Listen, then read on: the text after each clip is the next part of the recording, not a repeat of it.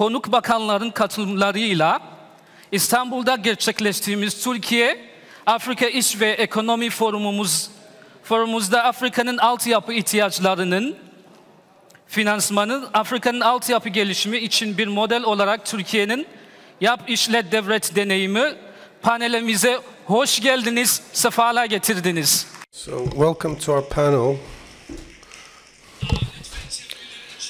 Please, for the translations, we have simultaneous translators. And the channel 2 is English, channel 1 is Turkish, and third is French.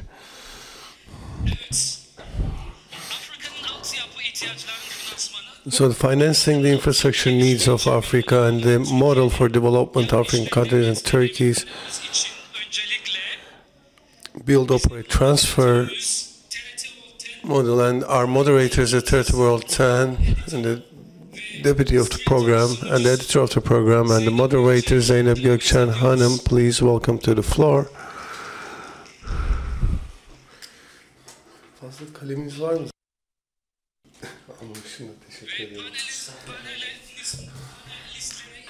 And for the panelists, the EcoBank Ethiopia country representative and CEO Dr. James Erkan Ogayi, like to welcome to the floor.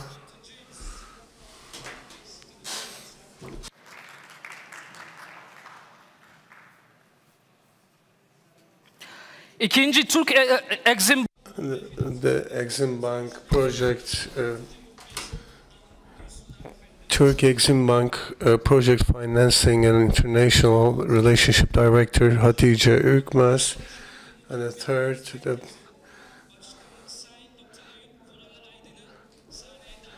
and the chairman of Center of Excellency for Public-Private Partnership.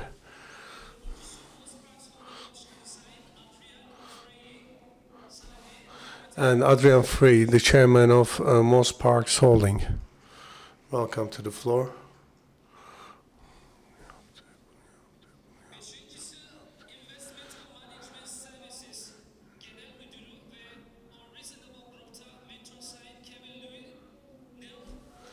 And the General Director of Shez Investment and Management Services, Kevin Louis Neal Obegado, and the representative of Director of Executive of Brussels African Hub, Mr. Mukhtar Bach. Please welcome to floor. And now I would like to finally call Mrs. Zeynep to the floor and welcome all. Now I want to leave the word to our moderators, Ms. Zeynep.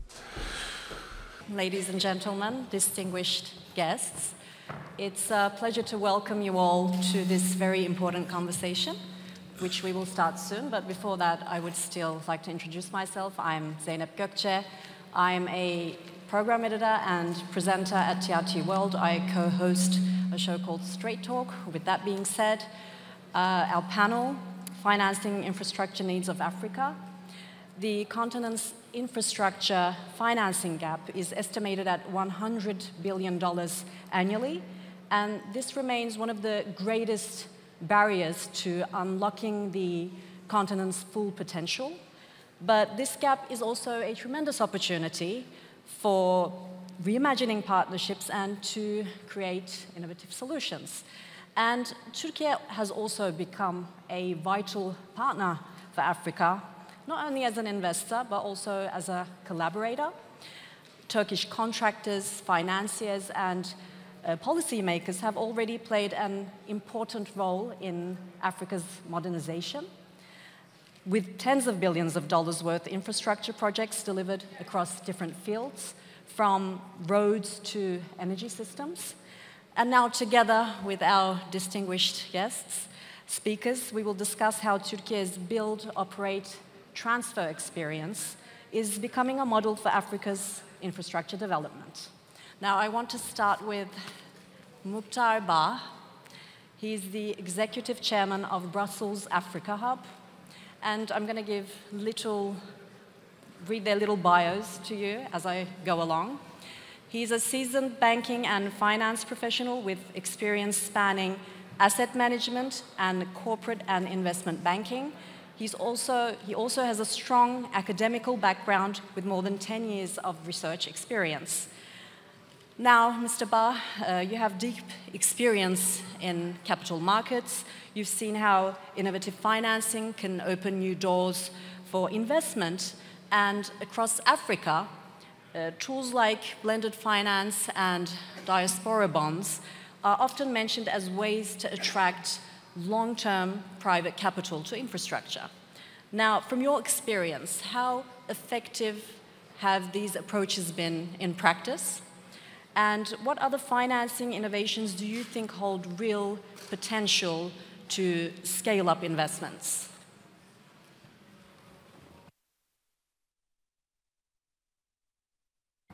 Yes. Good morning, everyone. Thank you very much for having me here today. Indeed, because maybe the second part of your question is even more important, because I'm part of the African diaspora living in Europe and the wider Europe, if I can say so. And so I represent an organization, Brussels, Africa. Brussels means actually Europe and Africa as a continent, yes, of course. So we are trying to build an ecosystem to allow capital to, let's say, flow between those two continents, the European continent and the African continent. And my understanding, Turkey is part of the European continent as well. So I'm glad to be here today. Now, to answer straight to your question, blended finance, I brought, maybe if they can just bring the second slide of this presentation.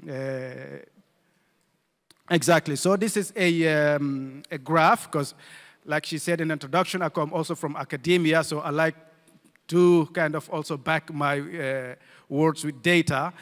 The Economist published an article May this year questioning actually blended finance. So the effectiveness of blended finance as such.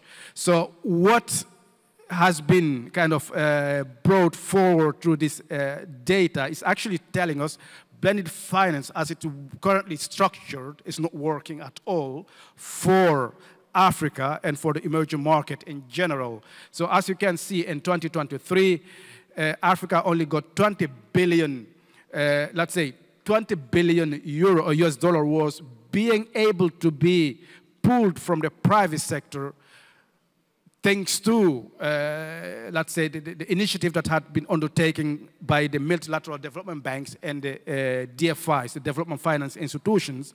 So the whole idea was, and I think it still remains, to use public money to attract private capital. But it's not working. And the reason is simple. It's also related to the second part of the diaspora. So you have the global financial architecture. The way it's currently been designed, it's not actually working for emerging markets. So which means the only way to attract private capital is to revisit the current architecture. Let me just maybe deep dive. So when we talk about infrastructure, because that's the reason why we are here, the majority, I would even say 2/3 of the funding of infrastructure is coming from the banking, let's say from the banks through what we call syndicated loans. So the bond market is actually playing a role, but it's marginal compared to the role that the banks are playing. Now regulation, regulation is kind of preventing banks to engage with emerging markets. And because you have what we call the Basel regulation for the bankers here in the room and also in the panel, they know exactly what that means. So the asset class infrastructure is something that's very long-term and very illiquid as a product. And it's exactly where regulations comes in. The Basel regulation, it's very punitive for those type of asset classes, so therefore banks are not truly engaging with the infrastructure asset class, which the African continent heavily needs. And same thing holds for the diaspora bonds.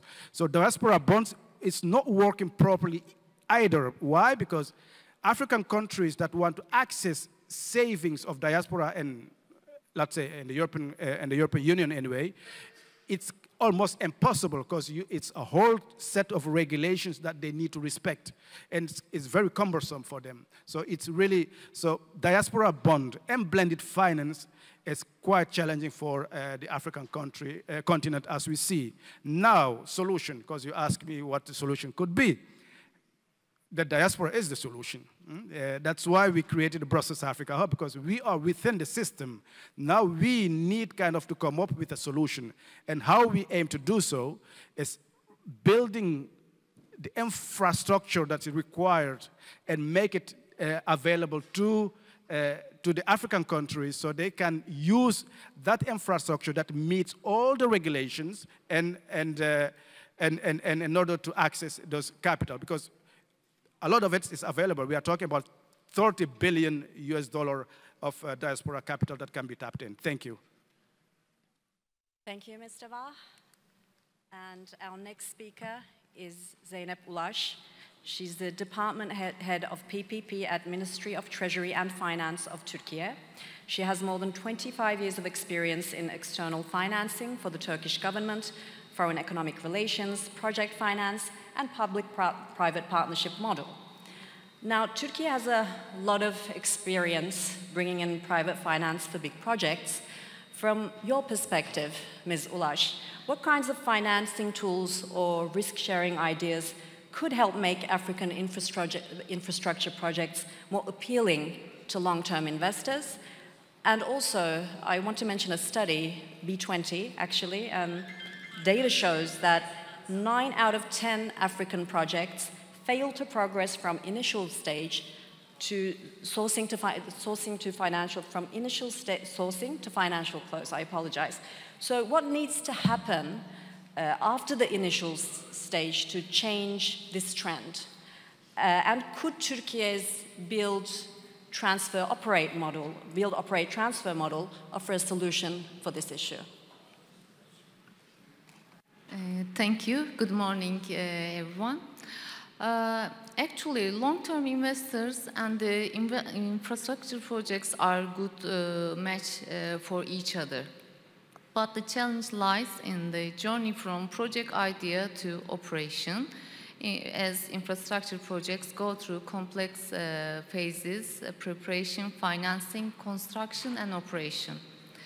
Now, from idea to a bankable project, the first and most important step is having a project that is truly investment ready, not just a concept or a political vision, which requires a bankable feasibility study, one that meets expectation of investors. Now, once a project reaches the financing stage, risk management becomes the defining issue. There are 3 risks that investors really worry or carry about. The first one is the currency risk, and this is one of the most serious concerns for the long-term investors, especially when they are investing in a local currency assets while their funds are in foreign currency.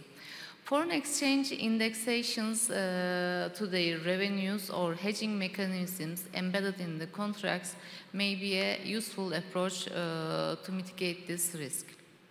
The second risk, demand and revenue risk, particularly for toll roads, airports, and utilities.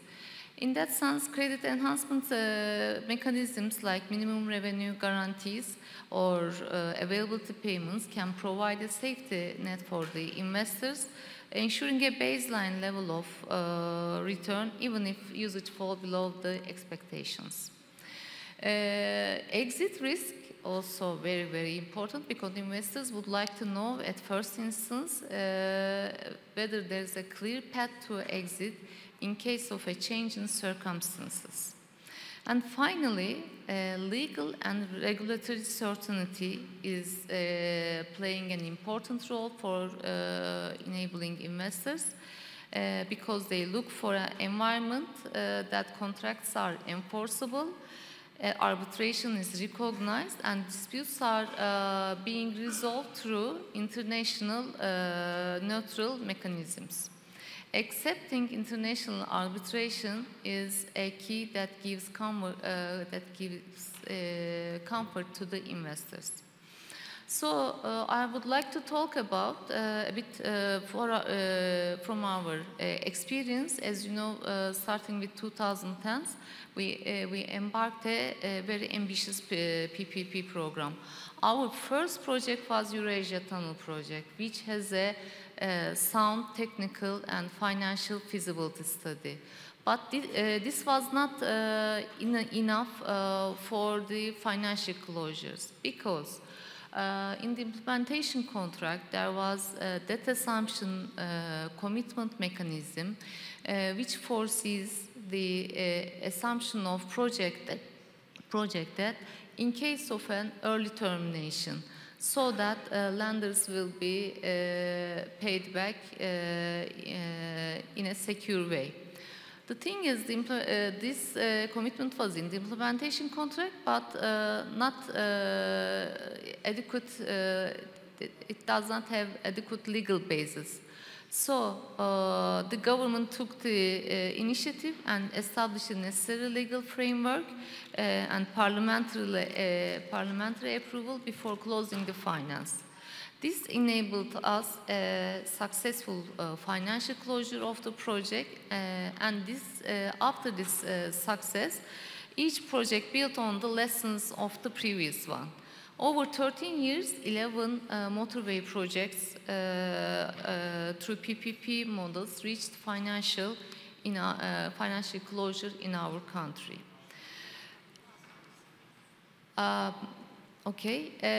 One last remark is, as you mentioned, 9 out of 10 projects could not reach financial closure. Also, this one successful project should be investigated to explore what were the factors for successful financial closure of this project. Thank you very much.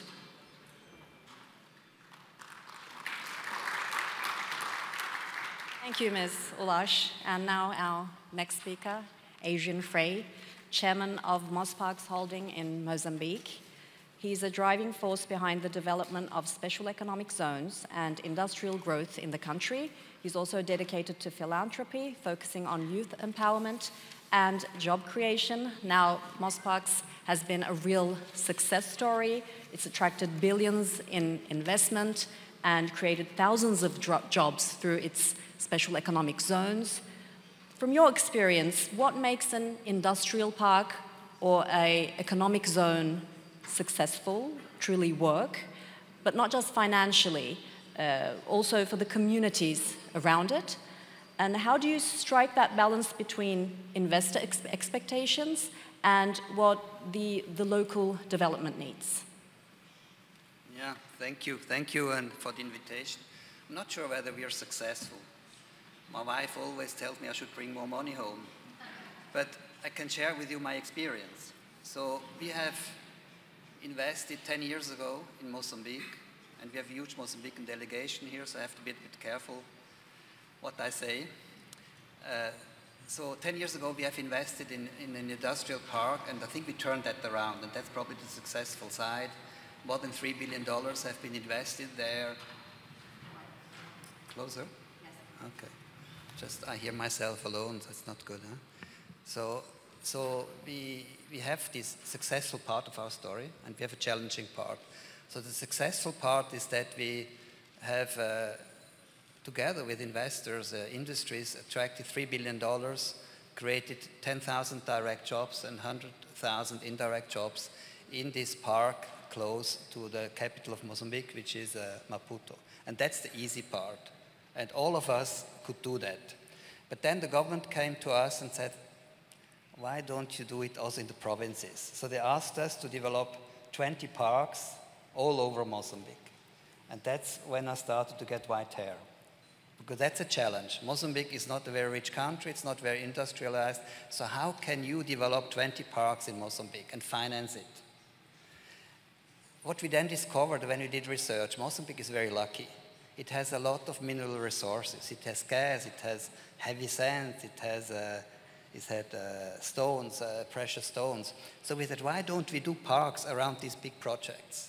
And that's what makes us now a developer of I would say, sustainable eco parks. Because now we are having a system, and we are public-private partnership. We're having a system with government where we say that each of these big investors, of these mines, of these gas fields, needs a park. And that's, by the way, a complete game changer. Because now you can create in rural Mozambique, where the mine has maybe 1,000 employees, you can make 10,000 employees. And of course, we diversify from day one. That means we create agro-value chains, we create logistic value chains. Of course, we try to also add value to the mineral itself, which, as you know, is not an easy story. But just by this diversification, you create a massive impact. And that's our story. So now the question, how to finance that? How to finance that? And I can tell you it's mission impossible. You can't finance it. So how do we work around it? So we work around it, and that's now smaller parks, 20 hectares, $10 million parks. So how do we work around it?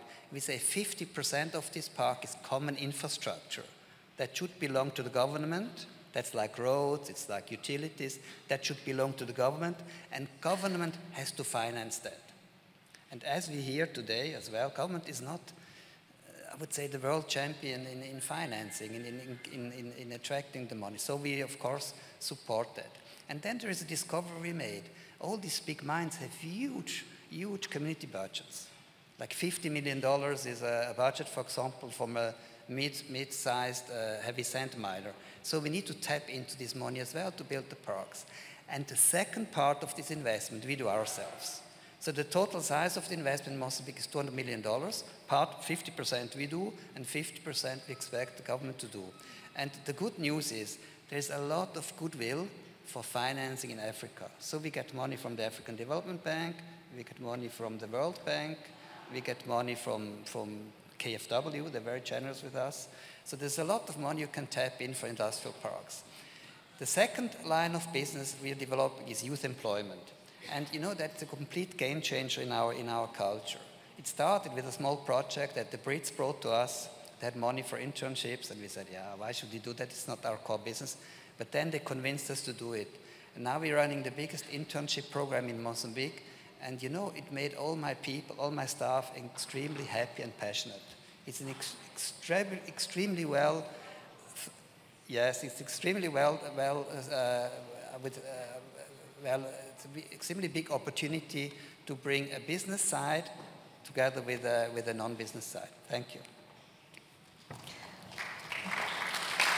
Thank you, Mr. Frey.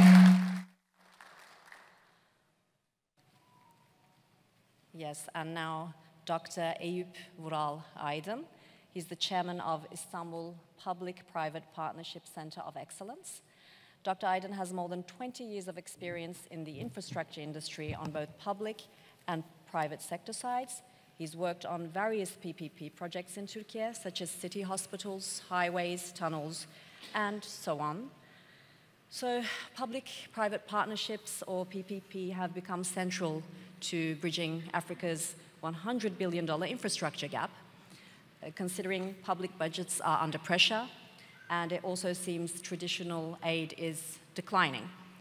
From your experience across Türkiye or in other countries, what makes a PPP project bankable and sustainable? And what common mistakes should African governments avoid when structuring PPPs? Thank you. Good morning. First of all, thank you for having me here. And I would like to thank you, DEİK, for kind invitation. You know, it's no need to say how infrastructure is important for all economic development for countries, especially for African countries. But, you know, when we are talking about the bankable projects, bankable PPP projects, it shouldn't go through on the financial part. This is the most important mistake that we are doing because, you know, when we look at the statistics all around the world, what we see, there is a huge infrastructure gap, $100 trillion, all debt of the countries. $100 trillion infrastructure gap that we should create new infrastructure projects across the world. So we cannot do with national budget all those infrastructure projects. So it is not about money. how we can create a partnership with private finance. This is the question. And when we should go to the bank and ask them what they cannot do, okay, finance me, invest in my country, this is not the solution that we can do. So it shouldn't start a bankable project, it shouldn't with the finance, with the bank. It should start from the projects itself. How we can create the right PPP projects. This is the question. What are the right projects? What it means the right projects? What is a bankable, stable PPP project? So it should start with the scale, with the needs of projects. What we should focus on. The first one, human, the needs. What is the real needs in our country? So when we define, when we point the needs, and the project starts from the needs. So we cannot go from project to the needs. We should focus on the human-based, human-oriented infrastructure because we don't have time, we don't have money, we don't have finance, we don't have a bankable project, enough bankable projects. So we should filter really country, people, and the planet needs what? This is the first question. The second one is preparation. So I am an expert, a PPP expert, working, different countries, various countries, more than 20 years. And I am dealing with the government officials. When we sit and start to discuss PPP projects, the best mistake, what the government official does is optimism. Always, everybody is very optimistic about projects. So I think we should focus on optimism bias. We are not the one that we can create the best projects. We are not the one we can develop the biggest projects. So this optimism bias is very important to understand what we need, how we can develop the right projects, how we can create a partnership with private finance. So we should avoid from optimism bias. The second one is we should invest not in projects, we should invest in human. Because the projects can be done with the right people. In Turkey, it's a very good example. I will, maybe if we will have time on the second round, I will tell some statistics about PPP project in Turkey, what we did, tremendous, amazing numbers, amazing successful projects. But how we did now today, after 20 years, you can see a Turkish PPP expert on the stage. And we are not just working in now Turkey, all over the world. We are having training, we are exporting our knowledge, we are sharing. How we did? We invested in human, in-house capacity building. So I will not give lots of statistics about African countries and African continent because there are many amazing guests here from African countries. But I would like to share two important numbers. And then I will finalize, because it's not enough for all of us 4 or 5 minutes, but Africa is home to 10 fasting growing cities. What it means, the needs are going up. The second one is the population. 20% of population is home to Africa as well. So Africa, and the last statistics, now Africa has the youngest population in the world. So for right bankable infrastructure projects, I think African countries, African government should invest in the young people, how they can solve the infrastructure problems and the gap. Thank you. Thank you, Dr. Aydın. And our next speaker, Kevin Lewis Neal Abigaju. He's the Managing Director of Investment and Management Services, mentor at Unreasonable Group also.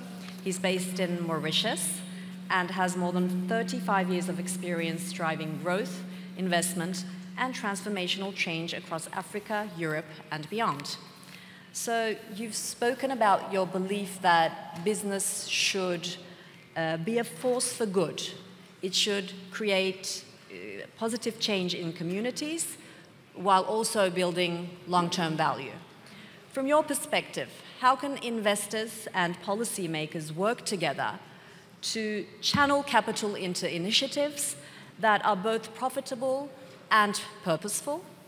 And what role can Mauritius play as a hub for growing sustainable investments? Thank you very much. Thank you for having me. In order to be very precise and to stick to the time, you'll allow me to refer to my notes. So because I have 2 questions to answer. I think first we need to situate the challenge. According to Order NAPAD's white paper, Unlocking Sustainable Infrastructure Financing, Africa's annual infrastructure requirement is estimated between 130 billion and 170 billion US dollars. Yet, only $80 billion of this is committed to each year. So, which means on a yearly basis, we have a gap of 50 to 90 billion dollars. So, due to this, a lot of transformative projects cannot happen. And if they don't happen, that sends a ripple effect across the board. So to answer the question, how can investors and policymakers collaborate to channel money into projects that are both profitable and purposeful? So first, I believe the key is alignment and de-risking.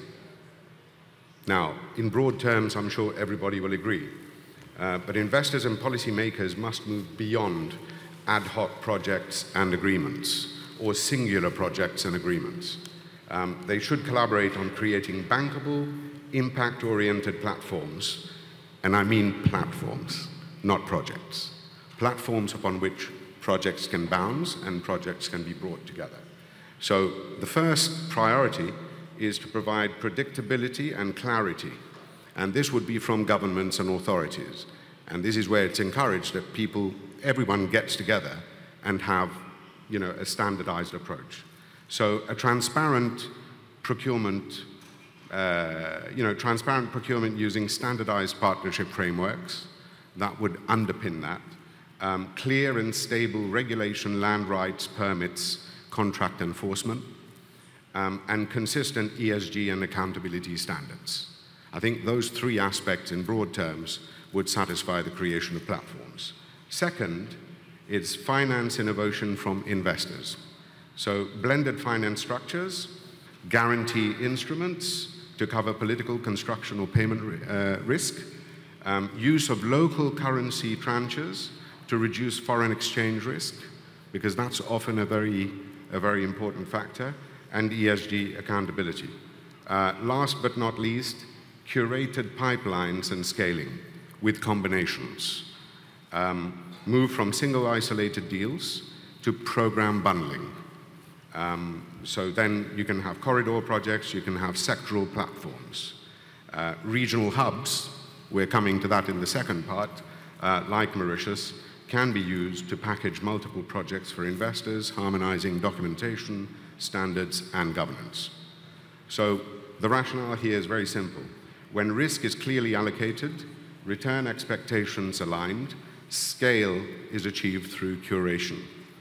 More capital can flow into infrastructure, not because it is charity, but because it is investable, delivering both returns and real development impact.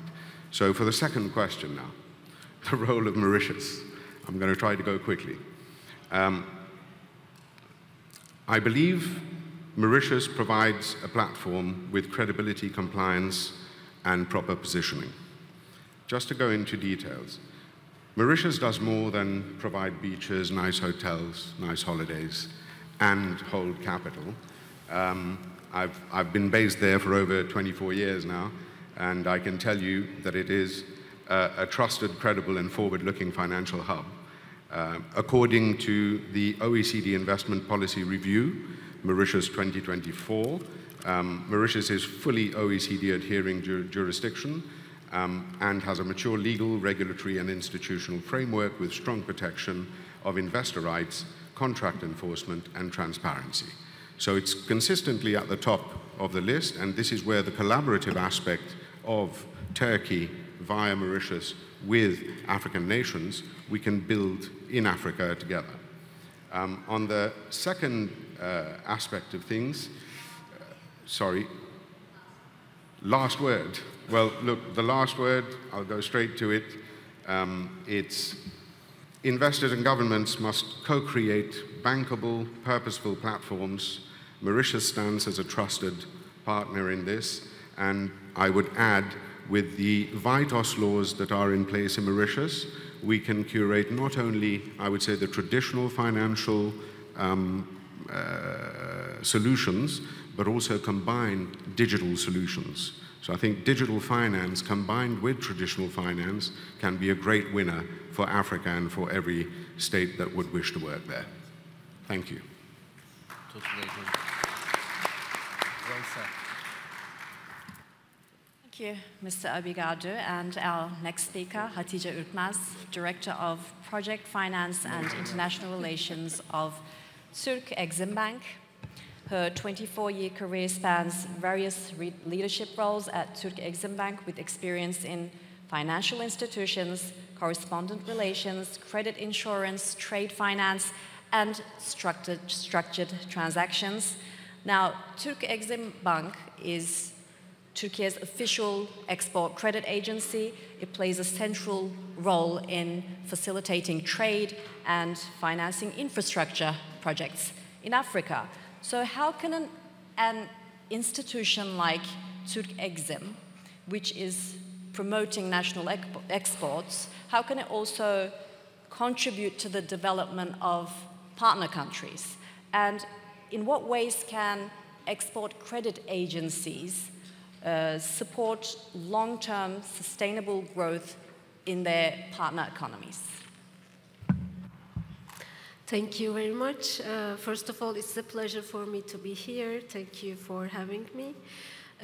Türkiye Exim Bank is the official export credit agency of Türkiye, providing loans, guarantees, and insurance under the same roof. The most efficient way of supporting these projects abroad is our buyer's credit schemes, traditional export credit agency programs. We have provided approximately $4 billion of support since the inception of this program to the projects abroad undertaken by Turkish contractors and exporters. So 42% of these projects were in the African continent. We are and will be an active state agency in the African continent, supporting our contractors and exporters in line with our government's African partnership policy, of course.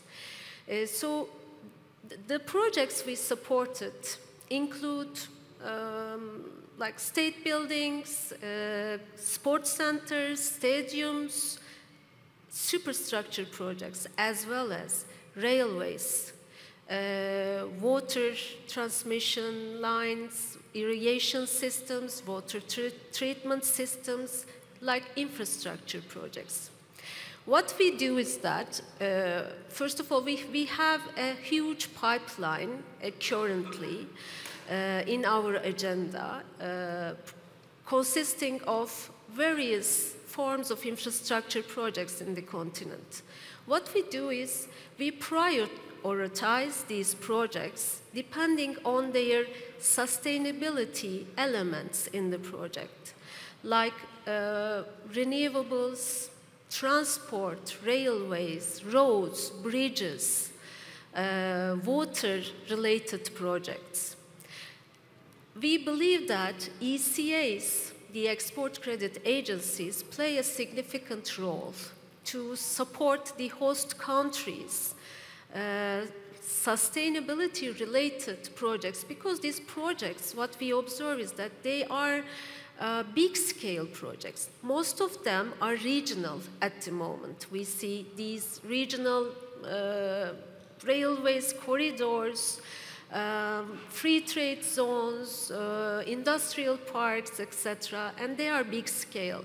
ECAs can play significant roles in these projects. How? We can provide financial support, coverage, risk mitigation tools, and the most important thing is that the ECAs can encourage the exporters and contractors to mobilize the local capacity building as well. This is the most one of the most important things to achieve sustainability in the host country. Knowledge transfer, requiring, and we encourage our contractors actually, working with local suppliers, local workers, knowledge and technology transfer can be important when it comes to sustainability, we believe is that. Of course, with the financial support, sustainable financial support. I mean, the maturity, the terms of the financial support should be in line with the project's requirements as well. So, thank you. I can stop here.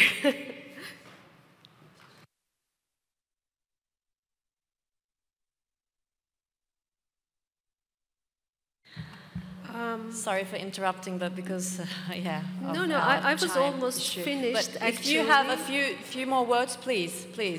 I don't want to cut you off like that. Thank you. Just one more thing. Maybe I can elaborate a bit more in my second round, but we have subscribed shares of a multilateral institution in the continent, Africa Finance Corporation.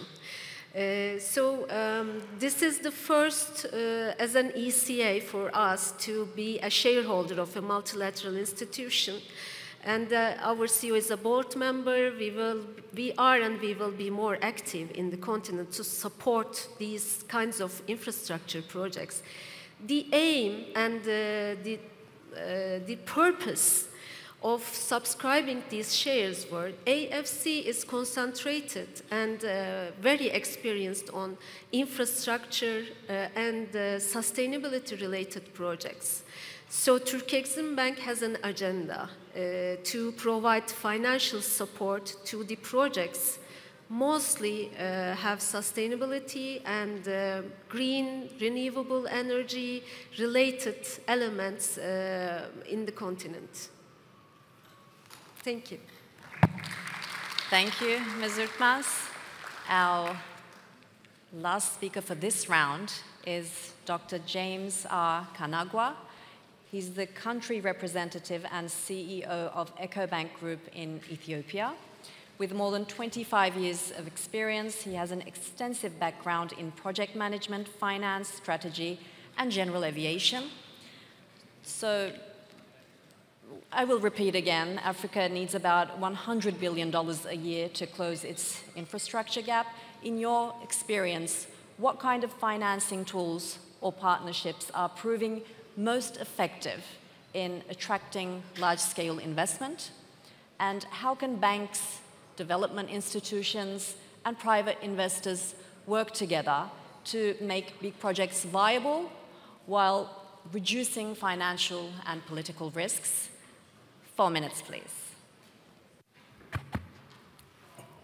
Thank you, Zainab, and thank you all of you for coming here. I think me being the last on the panel is the easiest because I just have to consolidate what everybody has said and we will go home.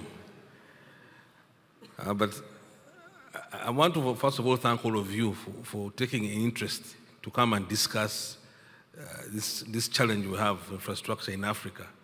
This shows you are very committed to the prosperity of the continent. So I congratulate all of you. Thank you very much.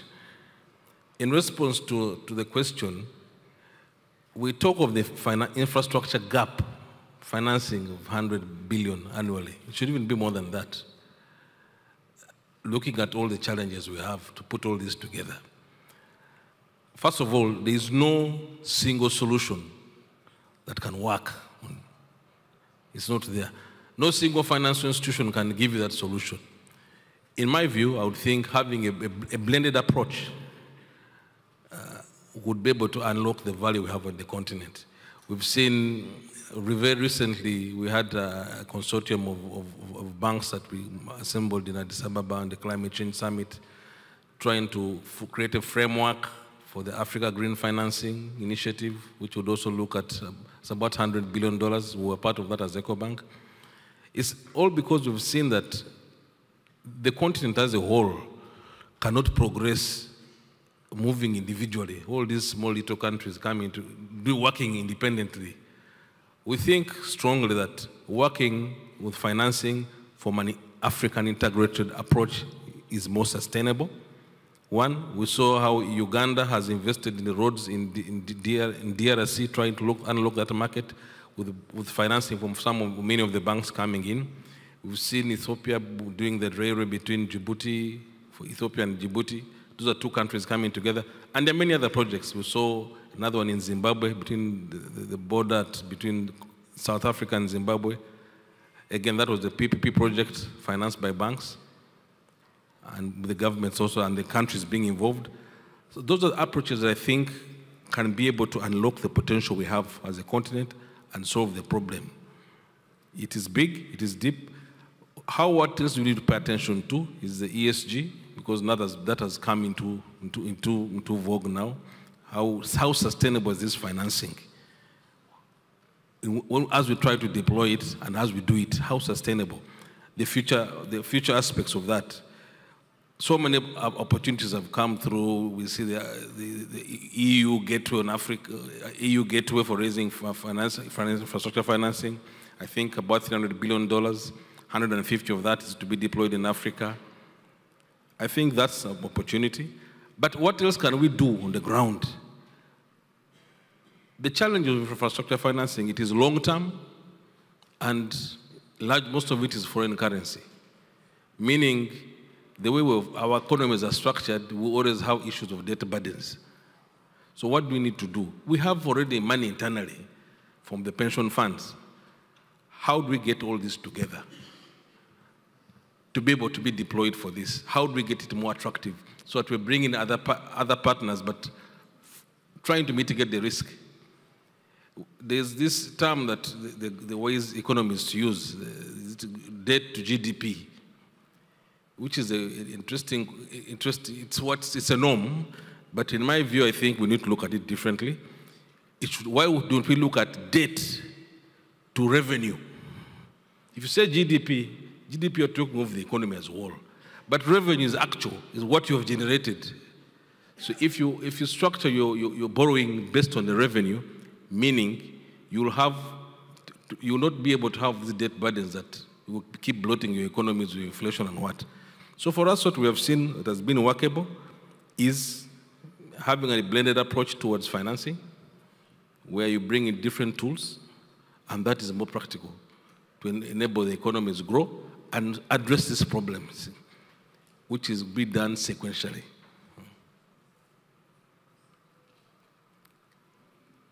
Do I still have more minutes?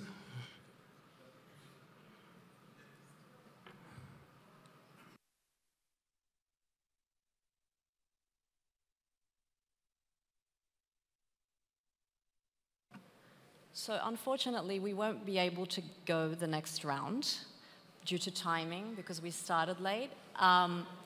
But I can get your final words. Maybe you would want to underline something, or I could ask you about like the future, what's the realistic picture in the next 5 years, and what the ideal picture you would like to see for this gap to be narrowed down. This could be a general question for everyone until we fill our time. Unfortunately, I apologize to both our guests and audience. So we could go in this row, Mr. Barr, a few minutes. I don't know if you can reproject my slides, because I have only one slide that kind of summarizes everything that I want to say in 30 seconds. If it's still available, yes, of course, or not anymore. Okay, so if you go to the previous one, yes. Okay, that one, so. Dr. Adian already said the importance of the African continent. So on the left side of the graph, you can see how sizable the African continent is. And the right graph, so on my left side, it tells you actually currently where we are standing with regard to infrastructure investment in Africa. So the gap is, we are talking about the $3 trillion question. Today, Africa needs $3 trillion of investment on the African continent. So which means opportunities are available. So Turkish entrepreneurs, investors is absolutely a go-to place. And again, with your experience and your knowledge, definitely that could add value. And we looking from the African, let's say, from the diaspora perspective, but also based on the European Union side, we think if we can go along with the expertise of the Turkish companies, capital can easily flow toward the African continent to close this $3 trillion gap. That's what I wanted to say. Thank you.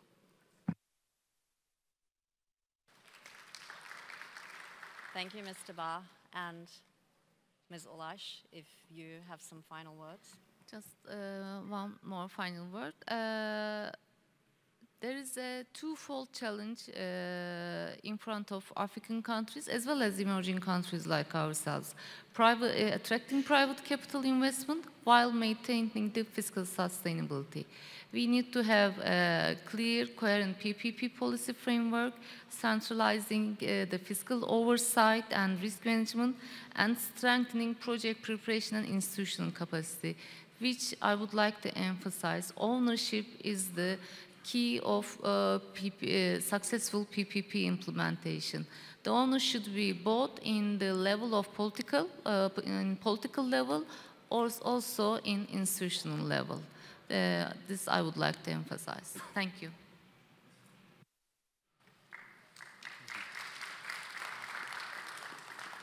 Yes, Mr. Frey. So where we sit at the table in infrastructure financing is basically that we use funds and make it happen, try to create money and impact with these funds. What I can tell to the African friends that are sitting here, use this Mozambique model. It's really successful. So establish supplier parks around the big project. It works and it can be financed. We are ourselves now expanding into Africa.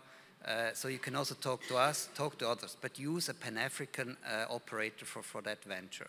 To the Turkish friends here, I would say, see that as an opportunity. Go this path of Pan-African expansion through industrial parks. It can really help your business to go from one country to the next one. Thank you.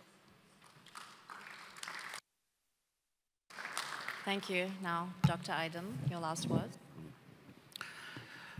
Yeah, I would like to stress on the sustainability issues and ECG, I think, for the bankable PPP projects in the future. But sustainability is the matter is not about environment and nature. Sustainability in all parts of the project development and project preparation, which is starting from, as I told on the first round, it's human capacity and the capacity building, which is very important. But there is a very good opportunity for African countries and governments, I think, ahead, which is public digital infrastructure and technology, I think. And which is good because all technological infrastructure means that like data storage and the other technological improvement in countries, which is an economic infrastructure, not social infrastructure. What I mean, the social infrastructure means we need the money as a national budget and there is no enough money in the African countries. But always I would like to tell you, 20 years ago when we started, Zeynep Hanım and Hatice Hanım remember very well that we didn't have enough capacity to manage all those PPP projects, infrastructure projects in the country. We learned by doing all those infrastructure projects. But now, 20 years passed and it is not time to learning by doing. It is time to learning by sharing. So there are many good examples, champions and good PPP projects all around the world that can be modeled. But we shouldn't forget that each PPP project, infrastructure projects, look like a fingerprints. We cannot replicate them. We should create the principles how we can develop the right infrastructure projects in our countries. Thank you. And now, last words of Mr. Abigadu. Thank you. I'll try to combine something. I agree with all colleagues with regards to the approach through blended finance and, I would say, more openness. I'd go one step further. I think we need to consider different models that can rest on secure platforms. So I think that if we have somehow, as we've already been trying to do, and it is succeeding in certain aspects, is having platforms that standardize the approach. So one, standardized approach on processes, two, guarantee and credit enhancement layers, embedded digital transparency. Now, this is something that would be new, but that would open up a lot of things. Just like mobile money has grown exponentially in Africa and has unlocked a lot of value, I think going digital on digital platforms, not only for smart contracts, but with tokenization, could open up a host of other opportunities. And last but not least, it's harmonized curation and cross-jurisdictional coordination. I think that is also very, very important. I'll end on that. Thank you, Mr. Abigado. And Ms. Ürkmez, please. Thank you. So a different perspective of sustainability, I guess, will be a debt sustainability of the host countries as well. So PPP projects, public-private partnerships, will play a critical role when it comes to big-scale infrastructure projects, I believe. I think we need a collective approach. Host countries, multilateral institutions, development institutions, ECAs, regional banks, all of these parties should align and collaborate each other, joining the forces. Thank you. And Dr. Kanagwa, last words, please. I think, in my view, if you're looking at scaling the development of our continent, look at it from a Pan-African approach. We have 4 or 5 regions on the continent: ESC, SADC, the UMOA, and Central Africa and West Africa. Look at it from a perspective of doing a project that crisscrosses these regions and the continent. That will actually boost our integration, number one, and also underscore the importance of the African Continental Free Trade Area, which is now in vogue. It's still in under development, but it will perfect with time. As an investor or a financer, that will be the approach towards financing. Because without integration in all these countries, I mean, we'll just perish. Thank you.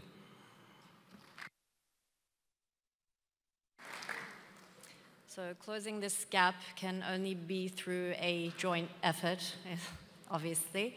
But unfortunately, this is where we have to end our panel. I thank our distinguished guests, our audience, ladies and gentlemen. And now for the family photo, I call Mr. Usman on stage.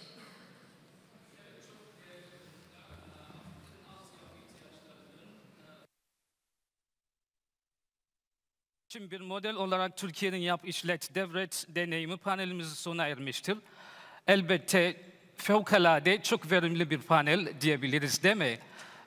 Peki sonra ne olacak şimdi? Sayın moderatörümüz ve panellerimiz tabii ki sahnede bir müddet daha bekleteceğiz. Ne için? Fotoğraf için lütfen. Evet. So much indeed. It's a very fruitful, fascinating panel indeed. Financing infrastructure needs of Africa, Turkey's build, operate, transfer model is indeed a very fruitful panel. We thank you so much, our dear panelists and our moderator, for this fascinating panel.